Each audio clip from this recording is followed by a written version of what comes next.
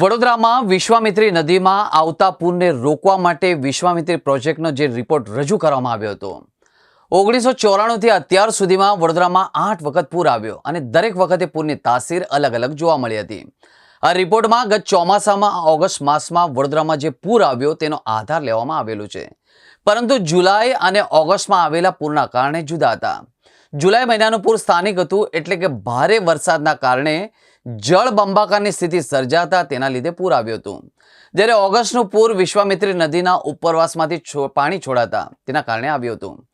વરસાદી કાંસો, તળાવો અને વિશ્વામિત્રીને નદીના કોતરોમાં પુરાણ થઈ ગયા છે। જો આ તળાવ, કોતરો અને કાંસો ખોલી નાખવામાં આવે તો આ કરોડોના પ્રોજેક્ટની કોઈ આવશ્યકતા જ ઊભી ન થાય। વડોદરામાં બિલકુલ ભયાનક પૂર આવ્યો ને પોણા ભાગનું વડોદરા ડૂબી ગયું। આ માનવ સર્જિત પૂર હતું એવું લોક મોડે ચર્ચામાં આવી ગયું। અને જ્યારે વિશ્વામિત્રીને ડીસિલ્ટિંગ, વિશ્વામિત્રીને ઊંડી કરો, પહોળી કરો, અલાઇન કરો, અને માટેની ગુજરાત સરકારે તૈયારી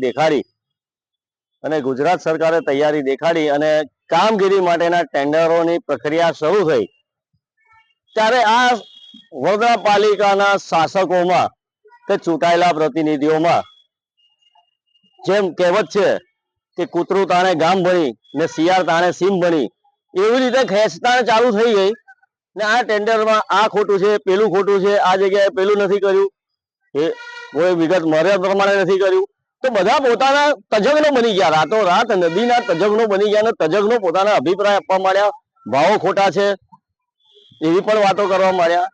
તો આ વડોદરા શહેરને કદાચ આ ચૂંટાયેલા પ્રતિનિધિઓ પૂરને માટેની જે વિશ્વામિત્રીની કામગીરી રાજ્ય સરકાર કરવા માંગે છે એ થવા દેવા માંગતા ના હોય એવું લાગે છે।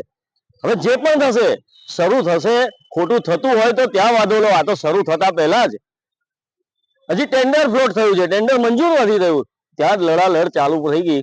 કેમ કે આ બધાનો ઈરાદો તો એક જ છે કે વડોદરા ડૂબવું હોય તો ડૂબે, પણ મારું શું?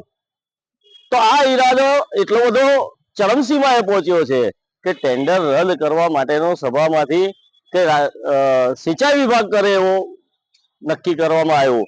તો આ ખૂબ દુઃખદ વાત છે।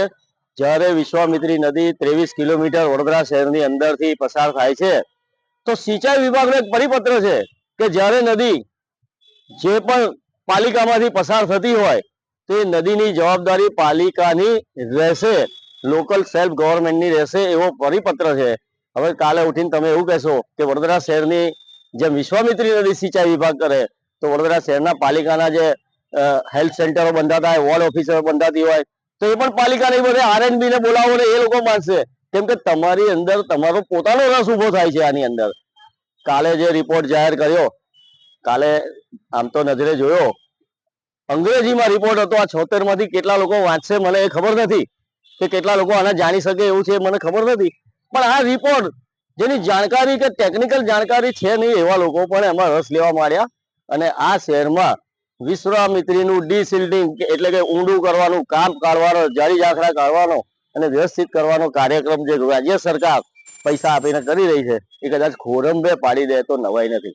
વડોદરામાં વિશ્વામિત્રી નદીમાં ભૂતકાળમાં મગરો હતા જ નહીં, અને વિશ્વામિત્રી નદી કિનારે આવેલા નવનાથમાંના કેટલાક પૈકીના મંદિર છે, તો લોકો ત્યાં આગળ વિશ્વામિત્રીમાં સ્નાન કરતા હતા, મંદિરે દર્શન કરતા હતા। દાખલા તરીકે કમાટી બાગ, એવા લોકો પણ મને મળે છે હજી। તો મગરો આવ્યા એ આજવામાંથી જ્યારે પણ ગેટ ખોલીને પાણી છોડે તો બચ્ચા ખાલી નીકળી શકતા હતા અને બચ્ચા આયા, પણ આ પાલિકાનો એકદમ અંધેર શાસનને લીધે આ વડોદરા શહેરની જેટલી બી મટન ચિકનની કટિંગની દુકાનો છે એનો જે વેસ્ટ નીકળે છે, આ હોટલોનો વેસ્ટ નીકળે છે, ખાધેલા હાડકા નીકળે છે, આ નદીમાં ઠલવાય છે અને મગરોનું બ્રીડિંગ સેન્ટર બની ગયું। એટલે ખાવાનું મળે ત્યાં હંમેશા પ્રાણીનું બ્રીડિંગ સેન્ટર બને, એમ કરતા મગરો વધી ગયા। તમે ભીમનાથની બાજુમાં, બ્રિજની બાજુમાં જોશો તો વડોદરાના હાઈએસ્ટ મગરો ત્યાં આગળ પડેલા હશે, અને ત્યાં જ 2 હોટલો મોટી મોટી આવેલી છે।